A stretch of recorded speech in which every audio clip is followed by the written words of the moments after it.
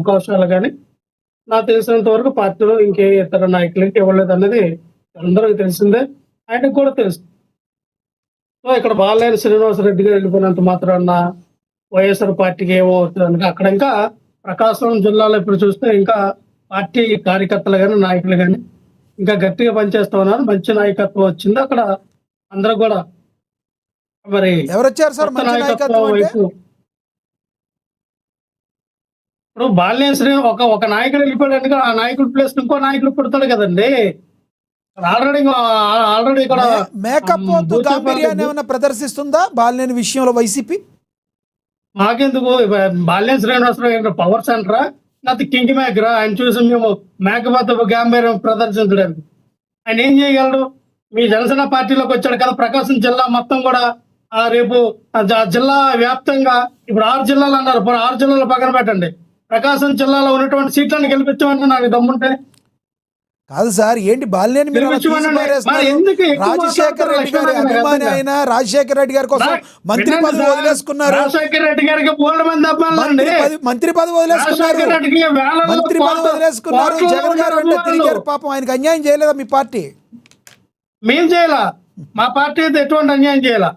ఆయన మా పార్టీకి అన్యాయం చేశాడని మేము అనుకున్నాం, లేదా ఆయనకి ఆయన అన్యాయం చేసుకుని వెళ్ళిపోయాడు అనుకున్నాం. అంతేగాని మా పార్టీ ఎప్పుడు కూడా బాలినేని శ్రీనివాసరెడ్డి గారికి ఎటువంటి అన్యాయం చేయాల. అదే బాలినేని శ్రీనివాసరెడ్డి మంచోడు కాదు, బాలినేని శ్రీనివాసరెడ్డి ఒక అవినీతి పరుడు, బాలినేని శ్రీనివాసరెడ్డి జనసేన పార్టీని లేకుండా చేస్తానన్న వ్యక్తిని అవతల టీడీపీ నాయకులు దామచర్ల జనార్దన్ వీళ్ళందరూ కూడా అపోజ్ చేశారు. ఆ వ్యక్తిని పార్టీలోకి రాకుండా చేశారు అని మీరే ప్రచారం చేసుకున్నారు. మరి ఆ వ్యక్తి మంచి కాదు, అసలు ఆ వ్యక్తి అవినీతి పరుడు అని చెప్పిన వ్యక్తిని మీ పార్టీలోకి రాగానే మంచోడు అయిపోయాడు. ఆ పార్టీకి రాగానే ఇప్పుడు 6 జిల్లాలకు పగ్గాలు అప్పచెప్పారంట. మరి ఆయనలో ఏ నాయకత్వం చూసారో, ఆయనకి ఏ స్థాయి ఉందో, ఏ స్టామినా ఉందో, ఏం చేయగలడో అంటే దీన్ని బట్టి అర్థమైంది ఏంటంటే జనసేన పార్టీ నాయకత్వంలో ఇప్పుడు కూడా డొల్లతనం ఉంది. ఇప్పటికీ నాయకత్వం లేదు. 6 జిల్లాలకు ఒక నాయకుని వేశారంటే అర్థం ఏంటి? మిగతా జిల్లాలో ఎవరు కూడా నాయకులు లేరని అర్థం. ఏ జిల్లాకి నాయకుడు ఉంటాడు కదా, ఏ జిల్లా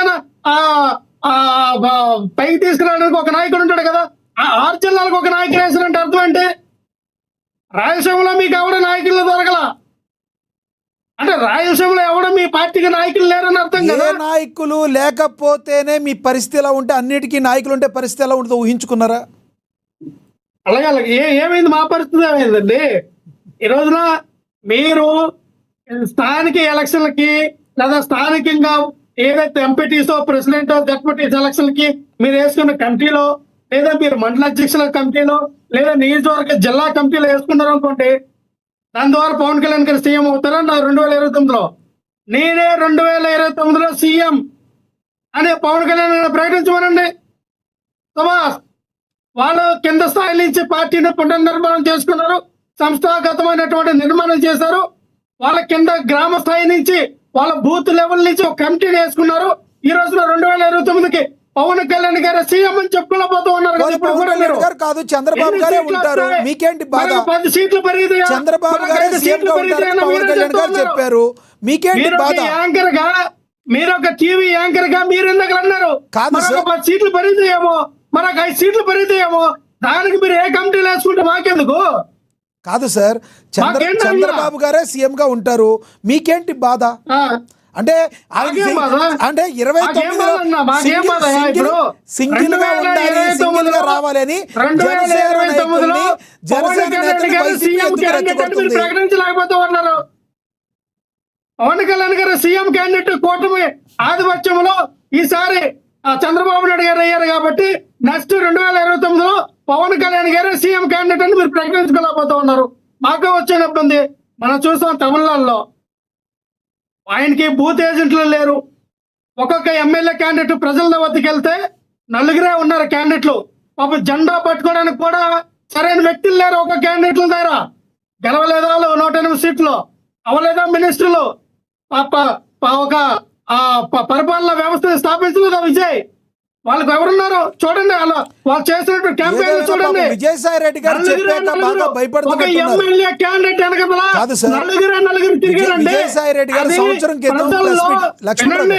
లక్ష్మణ్ ఏంటంటే సార్, విజయసాయి మీరు రెడ్డి మీ మాట్లాడిస్తారా? నేత, మీరు ప్రశ్నలు మీ వేస్తారా? మాజీ నేత కాదు సార్, మీ మాజీ నేత విజయసాయి రెడ్డి గారు వాళ్ళిద్దరూ కలిసి ఉండగా మీరు ఏమీ చేయలేరు అని చెప్పింది మీకు బలంగా మనసులో నాటుకుపోయినట్టుంది. పక్క రాష్ట్రంలో విజయ్ మాకెందుకు? గారికి ఇక్కడ పవన్ కళ్యాణ్కి సంబంధం ఏంటి? విజయసాయి రెడ్డి గారు ఆయన వ్యక్తిగతంగా ఆయన మాట్లాడుకోవచ్చు, మా పార్టీ వ్యక్తి కాదు. ఆయన ఎన్నైనా మాట్లాడుకుంటాడు. ఆయనకి ఈ భారతదేశంలో ప్రతి పౌరుడు మాట్లాడే హక్కు ఉంది. ఏ రకమైనట్టు మాట్లాడుకుంటారు. అదే ఆయన ఫ్రీడమ్ ఆఫ్ స్పీచ్. అది ఆయన ఏమనుకుంటాడు, అది మా పార్టీ కింద జగన్మోహన్ రెడ్డి గారు రైట్ హ్యాండ్ కదండి ఆయన. అదే విజయ్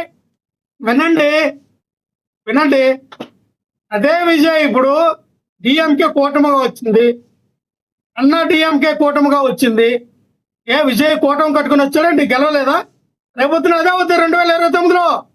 మీరు ఎన్ని కూటములు కట్టుకున్నా, ఆంధ్రప్రదేశ్ లో పార్టీలన్నీ ఒకవైపు వచ్చినా గెలిచింది జగన్మోహన్ రెడ్డి గారే.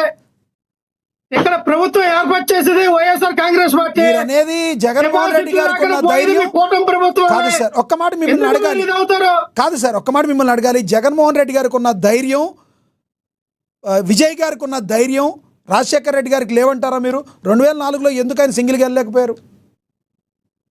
రాజశేఖర రెడ్డి గారికి, విజయ్ గారికి, జగన్మోహన్ రెడ్డి గారికి పోలిక ఏంటంటే, రాజశేఖర రెడ్డి గారు కాంగ్రెస్ పార్టీ పెట్టారా?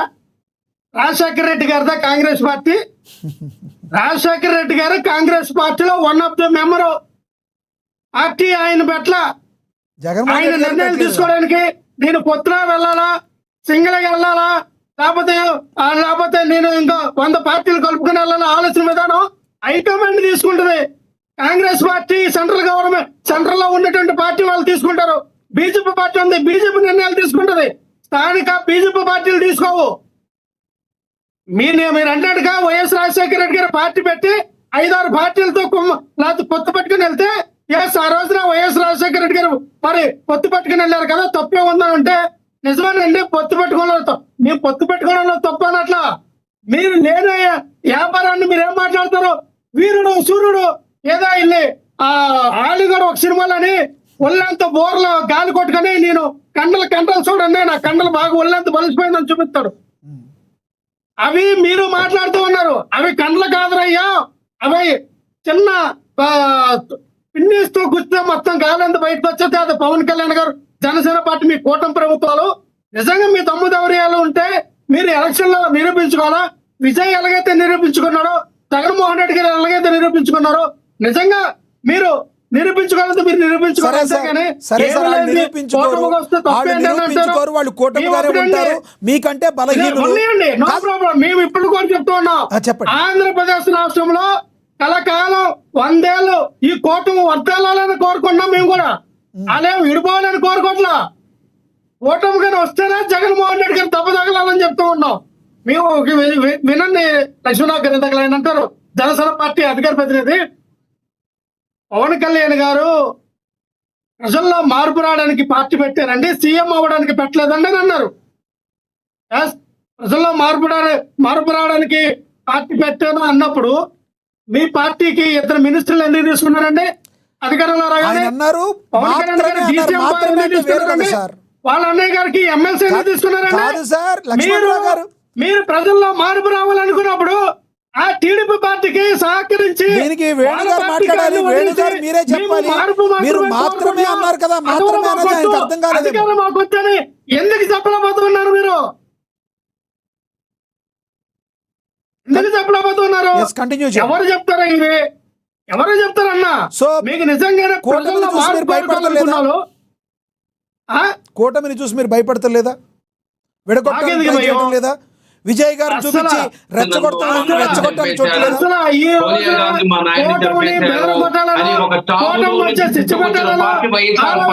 మాకు లేదు, మాకు ఉండదు కూడా. మీరు అలాగే రావాలా, మేము ఎలాగా కొట్టాలా? ఈ రోజున ప్రజలు ప్రజలు మద్దతు, ప్రజల యొక్క నమ్మకం, ప్రజల యొక్క విశ్వాసం, ప్రజలు ఓటేయాలి, గెలిపించాలి అన్న ఆలోచనలు ఉన్నప్పుడు 100 పార్టీలు ఏకం కలిపి వచ్చినా జగన్మోహన్ రెడ్డి గారిని ఎవరైనా చేయలేరండి. ఈ రోజున విజయ్ గారికి ఏముంది? మరి అన్ని పార్టీలు కలిసి వచ్చారు. 2024లో పవన్ కోసం జనసేన పార్టీ కోసం ఎందుకు తగలగలాడినాడో జగన్మోహన్ రెడ్డి గారు చెప్పాలి. ప్రశాంత్ కిషోర్ స్వయంగా ఒక ఇంటర్వ్యూలో వచ్చి పవన్ కళ్యాణ్ జనసేన పార్టీని నాకు కలుపుకోవాలి, నేను ఎన్నికల్లో పోవాలంటే ఖచ్చితంగా జనసేన పార్టీ నాకు రావాలని చెప్పి పదే ప్రశాంత్ కిషోర్ గారే ఇంటర్వ్యూలో చెప్పారు. అంత పెద్ద వ్యక్తి ఇంటర్వ్యూలో చెప్పాడంటే పవన్ కళ్యాణ్ చంద్రబాబు నాయుడు గారు నమ్మినారే గాని జగన్మోహన్ రెడ్డి గారు నమ్మలా. ఎందుకురా అంటే తల్లికి చెల్లికి కార్యకర్తకే న్యాయం చేయలేని వ్యక్తి ఇతనితో కలిసిపోతే మనకు ఎప్పుడో ఒక రోజు ఈ రోజు వాళ్ళకి జరిగిన అన్యాయం మనకు జరుగుతుందని చెప్పేసి పవన్ కళ్యాణ్ చంద్రబాబు నాయుడుతో కలిసి ప్రయత్నించాడే కానీ ఏదైతే జగన్మోహన్ రెడ్డి వల్ల. అదే విధంగా ఈ రోజు భారతీయ జనతా పార్టీతో ప్రత్యక్షంగా జగన్